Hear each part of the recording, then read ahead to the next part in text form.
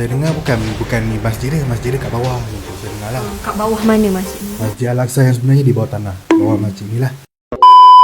Ya, jadi Encik, antara dua ni, mana satu Masjid Al-Aqsa? Yang bawah. Sebab yang ni memang masjid yang atas kita semua tahulah, this is Dome of the Rock. Yang di atas tu adalah Masjid Al-Aqsa. Yakin 100%. Ia nampak seolah-olah macam Masjid Al-Aqsa dan cantik. Kalau kira yang bawah ni, yang buruk ni bukanlah. Bukan. Ya, saya rasa bukan. Ni Dome of the Rock. Yang ni Masjid Al-Aqsa. Saya rasa itulah.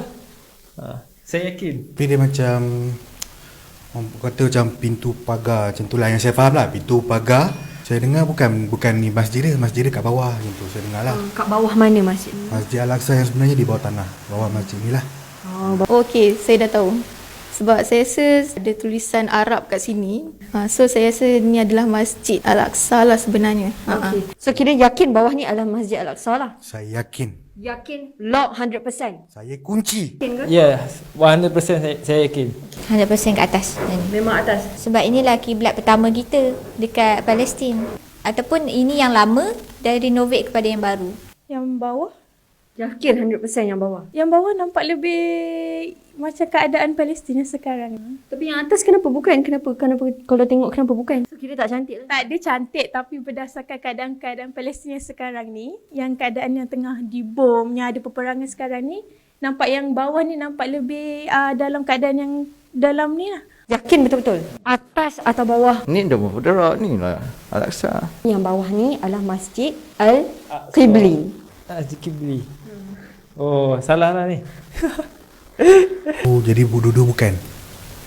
Salah juga. Salah juga. Okay, apa yang betul? Sebenarnya, apa Masjid Al-Aqsa adalah apa-apa yang dalam empat dinding ni. Ya, dia adalah keseluruhan. Ini adalah orang kata bangunan yang di dalam Masjid Al-Aqsa. Oh, betul lah saya cakap tu. Tapi yang bawah tu pun Masjid Al-Aqsa jugalah. Ya betul. Sebahagian daripada Masjid Sebahagian daripada Masjid Al-Aqsa. Maksudnya masjid tu bukanlah semata-mata bangunan tu saja. Maksudnya keseluruhan je betul. termasuklah. Ya, saya faham. Baru sekarang saya tahu knowledge tentang ni lah. Pasti ramai yang tak tahu.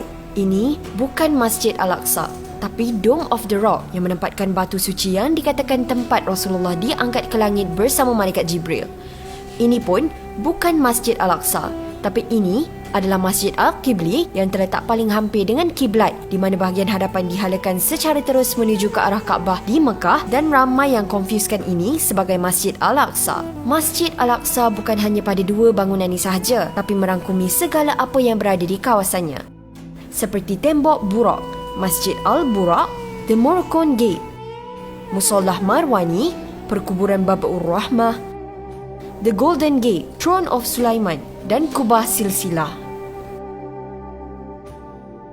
Jadi, kata Masjid Al-Aqsa ni adalah keluasan. Ya, betul. Oh, ini satu knowledge baru lah. Berarti satu pengetahuan baru untuk saya lah. Kiranya saya baru tahu ini Al-Aqsa ni adalah tapak, bukan saja sekadar bangunan.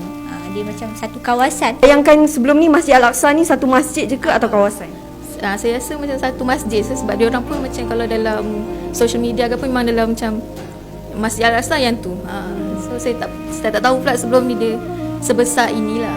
Saya tak tahu Dome of the Rock tu part of Al-Aqsa kan. Saya tahu orang confuse Dome of the Rock dengan Al-Aqsa, dan selalunya orang diorang memang cakap Al-Aqsa Dome of the Rock adalah Al-Aqsa. Memang dikelirukan ini.